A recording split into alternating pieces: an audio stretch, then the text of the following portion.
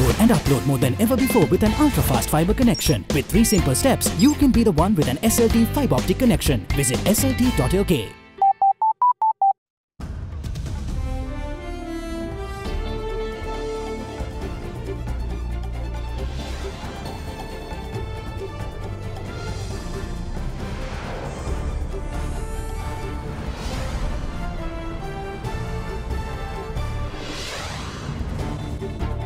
A picture not perfect. A photograph lands a UK mayor of Sri Lankan roots in hot water. Praise from Geneva. Setting up Sri Lanka's Office of Reparations delights the UK. We welcome the decision of the government of Sri Lanka to return more land to its people and to establish an Office for Reparations. Give us more time. Sri Lanka seeks relaxation of spending targets from the IMF. Fall from grace. Former Sri Lankan captain Sanajay Surya found guilty of breaching the ICC's anti-corruption code. Coming up on First at 9 this Tuesday, the 26th of February 2019. From Ada Derana, this is Ada Derana First at 9. Live from Studio 24 in Colombo.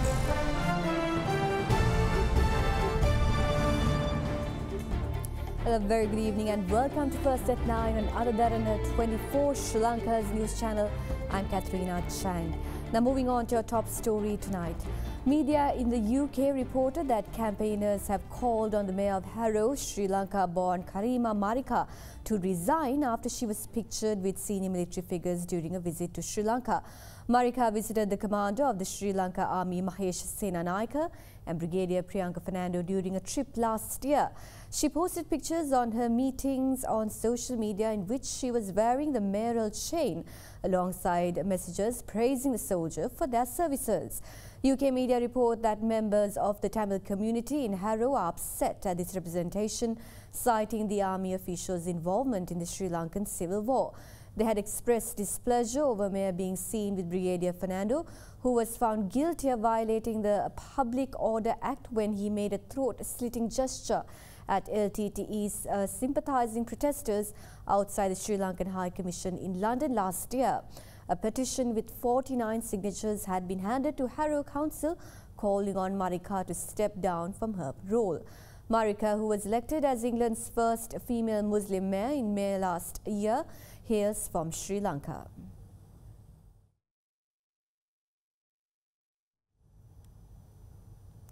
The United Kingdom has welcomed the decision of the Sri Lankan government to return more lands to its rightful owners and the establishment of an Office for Reparations to compensate victims of the civil conflict. Addressing the 40th regular session of the United Nations Human Rights Council in Geneva today, the UK Minister of State for the United Nations and Commonwealth encouraged Sri Lanka to realise commitments made to the UNHRC in order to ensure long-term reconciliation. In addition to the obvious moral argument for standing up for the oppressed, we also believe that states that respect human rights, they create the right conditions for societies that are more secure to meet the needs of their citizens. If it is truly to rise to those challenges, we must work together to strengthen it. We must not only tackle the most pressing human rights issues of today, but also work to prevent those issues arising tomorrow. And let me assure you, the United Kingdom government is determined to do just that. We welcome the decision of the government of Sri Lanka to return more land to its people and to establish an Office for Reparations, and we encourage them to implement in full the commitments made to this Council to secure long-term reconciliation. The organisation, dubbed the Young Lawyers Association, demanded the government to repeal the Prevention of Terrorism Act and withdraw the order paper on the Counter-Terrorism Act from Parliament. Swastika Arulingam, a member of the association, speaking at a media briefing recently, said that Sri Lanka has adequate legislations to deal with situations of violence and therefore such acts are not required. You also find the UNP government bringing in a Counter-Terrorism Act. So we all asked the government to repeal the Prevention of Terrorism Act. Late last year, the government said, okay, we will repeal the Prevention of Terrorism Act, but in its place, we will bring in a Counter-Terrorism Act. We'll tell you that the Counter-Terrorism Act is equally or more draconian than the Prevention of Terrorism Act. For the first time in Sri Lanka, military has been given police powers. Our civil administration for the first time in Sri Lanka is being militarized through law. For the first time in Sri Lanka, emergency is being made permanent. For the first time in Sri Lanka, the police can produce secret reports in courthouses under the Counter-Terrorism Act. We are moving from a democratic country to a militarized country. So we have to ask ourselves, in whose interest is the government bringing the Counter-Terrorism Act? Certain fundamentalist group within the country who believe a country can only be developed under a militarized regime. It is in the interest of pleasing these groups that the government is bringing this. Another group, I believe, are the Western countries. Our elected representatives have gone on record saying that it is from the pressure of the United States and countries like the European Union that they are bringing in this counter-terror legislation. But we do have legislation in this country. We do have 14 acts dealing with terrorism. We do have penal code provisions dealing with situations of violence. So while we have such legislations in place, why do we need a counter-terror legislation? We can be free of laws which are empowering the arms of the government to unleash terror on our citizens. We have the power to do this. The question is, do our political representatives have the moral and the political courage to take the right decision and repeal the Prevention of Terrorism Act and not replace it with another Counter-Terrorism Act? Therefore, as citizens, as people, as members of the Young Lawyers Association, we demand from the government that they do the politically and morally correct thing and they repeal the Prevention of Terrorism Act and not replace it with a counter-terror legislation and withdraw the counter-terror legislation from the order paper of Parliament. Meanwhile, Chairman of the Sri Lanka Podujana Perumana, Professor G.L. Pieris, calls on all members of Parliament to vote against the proposed Prevention of Terrorism Act. Speaking at a media briefing held in Colombo today, he pointed out the dangers of the Act, heralding a warning over suppression over trade unions and civil organizations. He also touched on plight of Sri Lanka's economy. The Prevention of Terrorism Act is tabled in Parliament. This is an extremely dangerous act. This is also a program to suppress trade unions and civil organizations. Damaging private or public property, disrupting or interfering in the distribution of essential goods or services are some of the offences listed as terrorist offences under this act. The list, however, doesn't include killing people or bombing. 20 years of imprisonment is the punishment for the list I just mentioned before. Now, how does this affect media? Providing certain news arbitrarily or by illegal means is also a punishable offence. We kindly request parliamentarians to vote against this act. Professor G.L. Pieris also touched on the recent developments in the country's economy. Governor of the Central Bank, Dr. Indrajit Kumaraswamy, recently stated that the economic growth rate of the country has reduced to 3% this year. That makes the Sri Lankan economy the weakest in South Asia. During the reign of Mahinda Rajapaksa, the economic growth rate was twice this rate. National Economic Council convened under the patronage of President Maithripala Sirisena today. Now, during its proceedings, the attention of the Council was diverted to providing compensation to depositors of VTI Finance Limited. The National Economic Council convened today under the patronage of President Maithripala Sirisena at the Presidential Secretariat today. Recommendations for selling assets of VTI Finance Limited were tabled during today's session. At that instant, it was noted that 2 local and 1 foreign company had expressed their willingness to purchase VTI Finance Limited during 2015 and 2018. Meanwhile, the attention of the Council was driven towards 2 factors. First was to explore the transparency of transactions done by VTI Finance Limited with local companies. The other was clarify doubts over whether adequate bargaining was done to provide the best price for the depositors. The Governor of the Central Bank, however, stated that 20% of the deposits are already handed over to the depositors and another 10% can be returned in the near future. In the meantime, establishing an institution to monitor entities which provide microloans and to reduce interest rates of microloans were discussed during today's session of the Economic Council. Meanwhile, the physical plan of Sri Lanka, which was updated by the Minister of Megapolis and Western Development, was presented to President Maithripala Sirisena and the approval of the Economic Council was granted for the plan.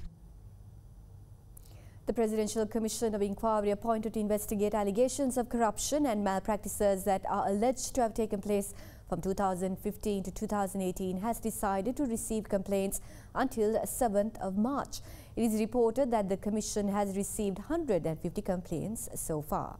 Now, it is currently probing 2 complaints made on financial fraud committed at the Ceylon Petroleum Storage Terminals Limited and the irregularities in a contract offered by a group of members of the Kalaniya Pradesh Sabha. Meanwhile, the Government Medical Officers Association has also lodged a complaint with the Commission. Secretary of the GMOA, Dr. Untitled Chapter, said that they intend to file several more complaints regarding corruption and irregularities at the Ministry of Health.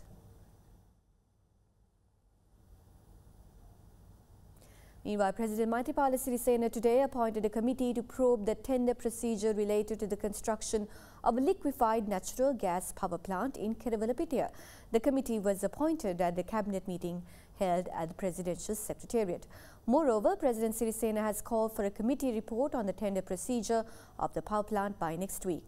Minister of Megapolis and Western Development Partly Champik Ranawaka, Minister of Development Strategies and International Trade Malik Samaravikrama, Minister of Power, Energy and Business Development Ravi Karunanayaka and Non-Cabinet Minister of Economic Reforms and Public Distribution Harsha De Silva are also appointed as members of the committee. Meanwhile, Minister Ravi Karunanayaka has stated that the construction of LNG power plants should be expedited as it could help reduce electricity bills by 5%.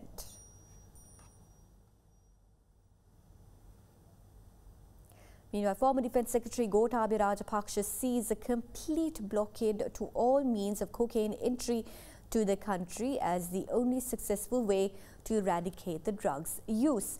The avant-garde case against the former Defence Secretary and 7 others was taken up today at the Colombo Chief Magistrates Court. Now, following the day's proceedings, he also welcomed drug kingpin Makhandre Madush, possibly being tried in Dubai. The Bribery Commission earlier filed a case against former Defence Secretary Gotabaya Rajapaksa and 7 others for incurring a loss of 11.4 billion rupees to the government by allegedly allowing Avant-Garde Maritime Services Private Limited to maintain a floating armoury at the Galle Fort. When the case was called before Colombo Chief Magistrate Lanka Jayaratna today, the prosecution and the defence said that the Court of Appeal has already issued an injunction order suspending the case from being heard. Informing the court of the hearing on the injunction order, which is currently proceeding before the appeals court, they requested the magistrates court to postpone the hearing of the case until the decision of the appeals court is delivered. Taking this into account, the chief magistrate postponed the next hearing until the 29th of April.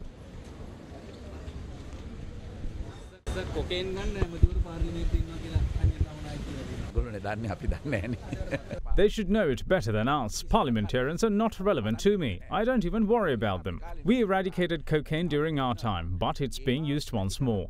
What is important is to bar all the means of cocaine entry to the country.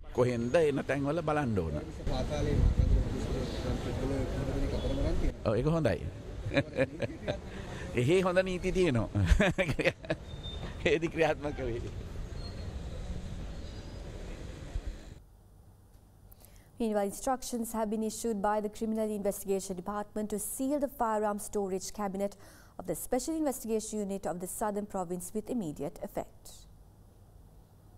Speaking to Derana Superintendent of Police in the Mathura Division, Gayanga Marapana said that this decision was taken yesterday following allegations of criminal activity levelled at police officers attached to the unit. The officers of the unit were said to have been attached to the murder and kidnapping of 2 businessmen in Ratgama. However, it has not been confirmed if these firearms were used for the alleged murder of the businessman. SP Marapana said that if the weapons are suspected to have been used to carry out the murder, then measures will be taken to forward the weapons for tests to the Government Analyst Department. Meanwhile, further investigations are being carried out on another set of charred remains discovered at Madagangoda Forest Reserve in Walasmulla today. In other developments, the CID has recovered the vehicle in which is believed to have transported the remains of the 2 businessmen from Ratgama to Walasmulla.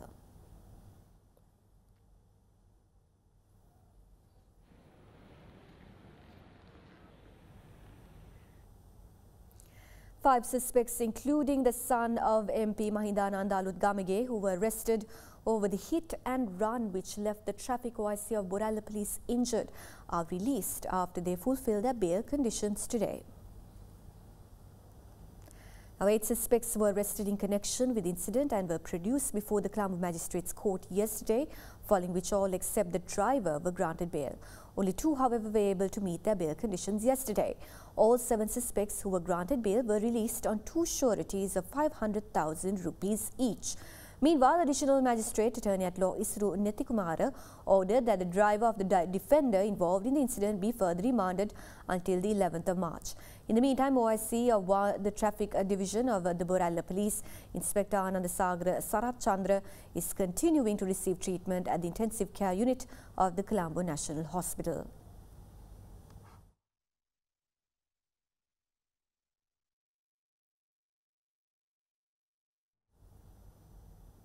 Police fired tear gas and water cannons to disperse a group of protesters of the Institute of Higher National Diploma in Engineering at Lotus Road in Colombo today. Protesters who refused to heed police orders were making their way to the Presidential Secretariat at the time. Demonstrators who commenced their march from Punchi Boralla made several demands, including an increment of 5,000 rupees for the Mahapula scholarship. During the protest, 10 students from the institute were granted the opportunity to hold discussions with officials from the Presidential Secretariat. The hour-long discussion, however, proved futile.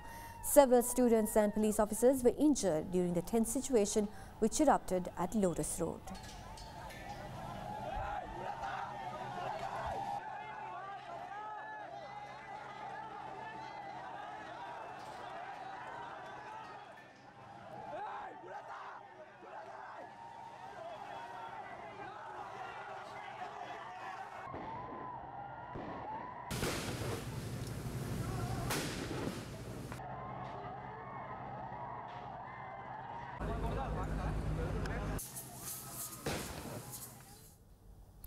Now, when humans first ventured out of Africa some 60,000 years ago, they left genetic footprints still visible today.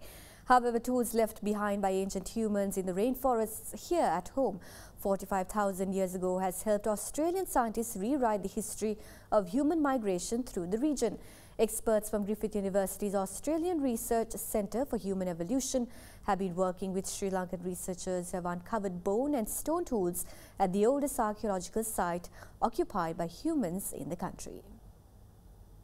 Located in the village of Yatagampitiya, Pahiyangala Cave, also known as Fahian, is the largest cave on the island and one of the largest natural rock formations in all of Asia. The cave is also the site of a remarkable archaeological discovery that dug up human skulls dating back about 37,000 years, the remains of one of the region's oldest prehistoric human settlements. According to research carried out by experts from Griffith University's Australian Research Centre for Human Evolution, the tools found at the cave site suggest humans were settled and living in the region's rainforest, hunting monkeys and other tree-dwelling mammals for food. Griffith University expert Dr. Michelle Langley said that indicated a level of sophistication beyond what was previously attributed to the early humans who came through that part of the world during the great migration of humanity across the globe. According to the research paper published in the journal Nature Communications, the people moving through the Sri Lankan rainforest 45,000 years ago were modern humans, meaning they would have been physically the same as people living today. Dr. Langley said the findings showed a population of people using human ingenuity to get the most out of a harsh environment without any of the benefits of the subsequent 45,000 years of technological advances. In addition to Griffith University, the project involved the University of Sri Jawadanapura as well as an international group from universities including Oxford University and the University of Queensland. Now we have more news on the other side, so make sure you stay tuned.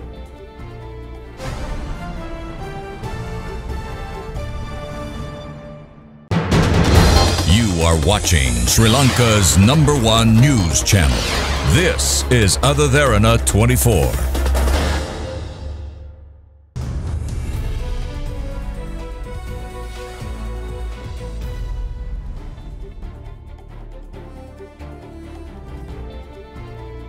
Moving on to one of our headline-making news, quoting sources, Reuters today reported that Sri Lanka had asked the International Monetary Fund to extend a $1.5 billion loan by another year and relax its tight spending targets ahead of key elections.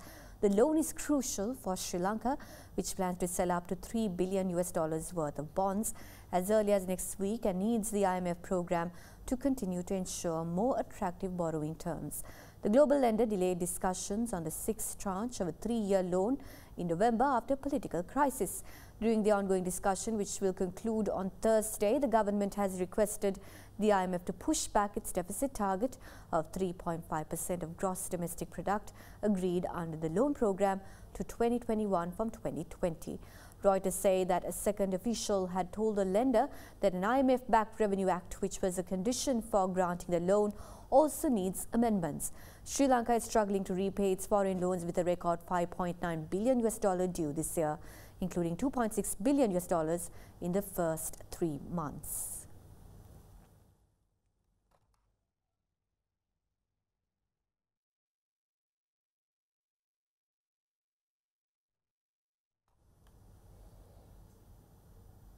The Osha Price Index closed lower for a 7th straight session today, shedding 0.07% to 5,822.27.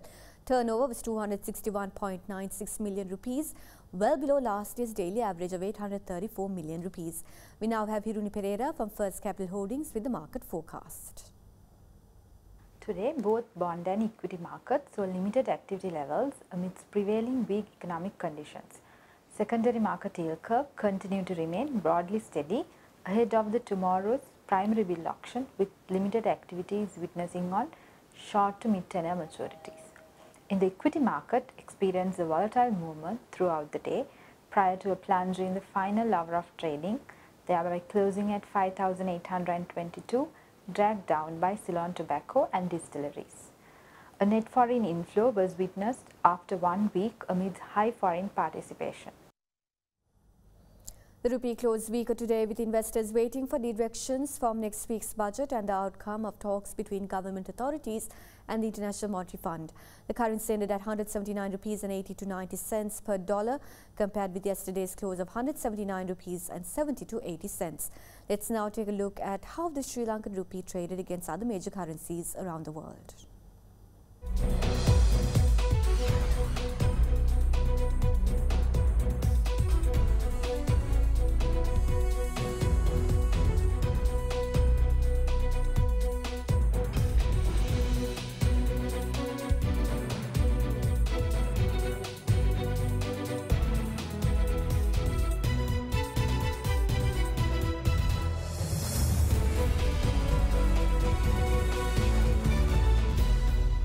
On to other business news. The Sri Lankan Fruit and Vegetable Producers, Processors and Exporters Association says that the time has come for the country to move towards large-scale agricultural production if the country is to be competitive in the international market. Speaking to the Derana chairman of the association, Suresh Hashim, says that more investment is required in research and development in order to boost production to cater to countries like China, which he says will benefit the country the next 5 years. The agriculture sector contributes about 6.9% to the national GDP and is responsible for 25% of its employment in the country. In the past, we were exporting mainly to the Middle East, the Maldives, the Seychelles, and a bit to Europe. In the last 2 years, we have seen exponential growth or expectation in the Southeast Asian market and Chinese market. China, the Sri Lankan government along with the Chinese government signed an agreement to import Sri Lankan bananas into China. However, very unfortunately, we have not got around doing much trade in numbers. At least the agreement has paved the way for the private sector of both countries to engage to start dealing with one product. 2 months back, we have signed an exclusive arrangement agreement with the Chinese Fruit and Vegetable Wholesalers Association called CAWA, and the next round of meetings is due in March between our Chinese counterparts and our Sri Lankan counterparts to take this matter forward. With a huge demand market like China, I am sure Sri Lanka will definitely benefit in the next 5 years. However, the biggest problem Sri Lanka has today is finding the right product and the quantity to export out of Sri Lanka. We are yet to go into the medium scale agribusiness industry where the world has seen. We need more Sri Lankan farms getting into that mass scale, or it can be an amalgamation of Sri Lankan companies into a cluster and forming such units. Because only with such a magnitude level business, you can have your cost at the right place, your R&D. In our sector, we need to spend a lot of money on R&D. In the future, the Fruit and Vegetable Association is doing a project of getting 5 to 10 Sri Lankan fruit which has medicinal values to be exported out of Sri Lanka. So we are doing a research program with the ITI to carry this forward, which the report will be out in about 2 years' time. And once that is out, when and if we find medicinal values in the products that we are hoping to develop, I'm sure that will be another major export factor to a market like China. Now cuts over to a short commercial break. Make sure you stay tuned.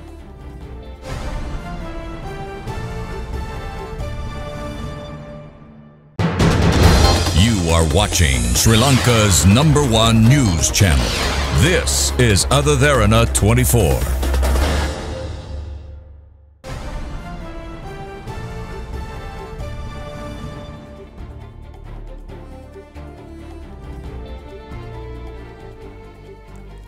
Now getting back to one of our local news, the Supreme Court issued an injunction order today on the appointment of interns to state hospitals made by the Ministry of Health. The order was issued following submission of an application by 3 medical graduates from the South Asian Institute of Technology and Medicine, also known as CITEM. With the Ministry of Health planning to appoint over 1,000 medical interns as trainees to government hospitals today, 3 medical graduates from CITEM submitted an application to the Supreme Court citing discrimination. They alleged that the Ministry of Health had only given the opportunity for graduates from state universities and the Kotalavala Medical Faculty. President's Counsel Upul Jayasuriyan Kolita Dharmawardena, who appeared on behalf of the CITEM graduates, said that fundamental rights of their clients were violated by the ministry. Considering the application, the 3-member judge bench comprising of Justices Prasanna Jayawardena, Esture Raja and Preeti Padman Surasena issued an injunction order suspending appointments until the 27th of next month. Meanwhile, a ceremony to mark interim appointments of 1,080 graduates took place at Temple Trees this evening. Sources at the Ministry of Health said that due to the Supreme Court order, which temporarily suspended appointments, they halted 278 appointments. Graduates who did not receive their appointments as promised remained at Temple Trees after the function. Normally, the Health Ministry gives appointments in 2 categories. They are called post-interim and interim interns. Because of a court order, appointments of both foreign graduates and those who gained qualification by an interim examination had to be postponed. A humanitarian initiative Derana distributed water purification units for villagers in Singapore, Lassanagama and Yaya 12 in Padavia in line with mobile clinic to diagnose kidney diseases recently. A humanitarian initiative Derana conducted another medical camp at Singapore, Lassanagama and Yaya 12 in Padavia area recently. Organisers also took measures to provide drinking water facility for the villagers in line with the medical camp. This initiative is made possible with the assistance of PureTech Lanka Private Limited. The maintenance of the water purification unit will be carried out by the Gajba Regiment in Singapore. Kidney disease has badly affected this area. PureTech Lanka company conducts this program under its project Pivithuru Diyawara. We're happy to join with Derana and donate a water purification unit for the use of these villagers.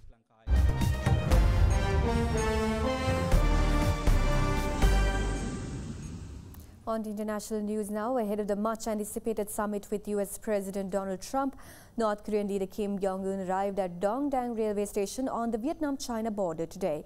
Now, 8 months after the historic summit in Singapore, the first between a sitting US president and a North Korean leader, the two are set to meet for a second summit in Vietnamese capital Hanoi tomorrow and the day after. Ceremonial guards and flag-waving crowds had lined a red carpet laid out for him as the North Korean leader arrived at the border station in the morning. The journey from the Pyongyang to Vietnam took more than 2 days and traversed about 4,000 kilometers. Unlike the North Korean leader, US President Donald Trump traveled to Hanoi by plane. The presidential liner Air Force One arrived in Hanoi this evening.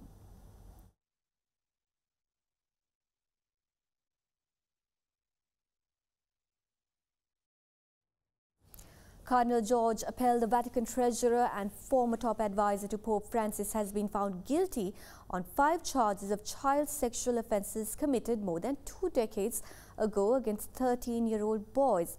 The verdict was made public today following the lifting of a court suppression order on the trial after a second abuse case against Appel was dropped by the prosecution. A jury in the Court of Victoria in Melbourne found Appel guilty on the 11th of December last year following a 4-week trial, but it could not be reported until now for legal reasons. Now, as the Vatican treasurer, the 77-year-old Australian was widely seen as the church's 3rd most powerful official. Appel is due to face sentencing hearing from tomorrow's onwards. He, however, has lodged an appeal against his conviction.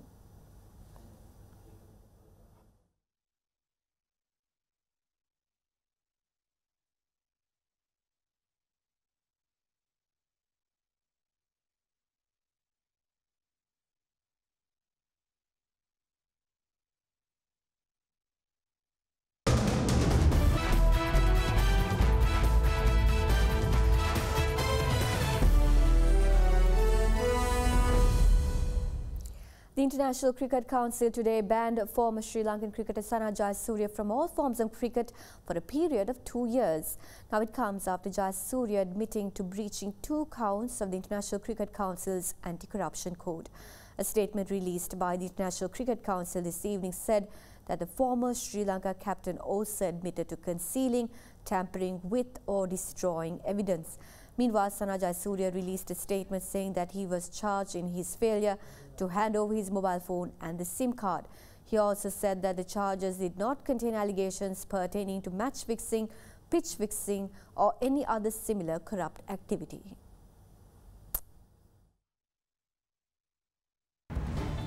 And with that, we conclude this edition of First at 9. Thank you for joining us and have a pleasant evening.